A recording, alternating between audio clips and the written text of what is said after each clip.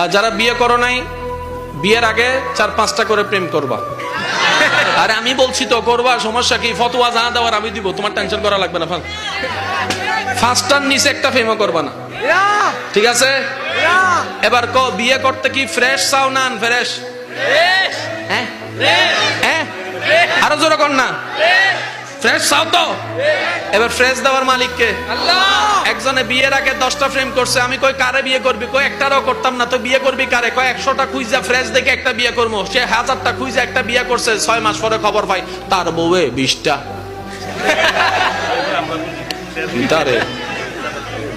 হ্যাঁ কিরে তুই 20টা? কয় আমনে মনে 10টা, এর লাগে আমি 20টা হইছি। আমি যে করছি তুই জানোস কেমনে? কয় আপনার আল্লাহ তো বলেছেন পবিত্রের জন্য রাখা হয়েছে পবিত্রকে, অপবিত্রের জন্য রাখা হয়েছে অপবিত্রকে। নিশ্চয় আপনি অপবিত্র, তাই পাইছো না অপবিত্র। এবার সে যায় নামাজে কয় আল্লাহ তোমার কাছে চাইলাম, এটা কি দিলা, এটা কি দিলা? আল্লাহ কয় আমি কিটা করছি?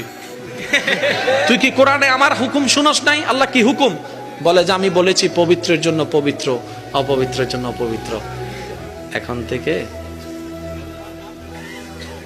ফ্রেশ চাও না আনফ্রেশ? পবিত্র চাও না অপবিত্র? এখন থেকে মোবাইল বাইর করে যতবার সেটিং করবা, মনে মনে চিন্তা করবা আমারটাও কোনো না কোনো জায়গা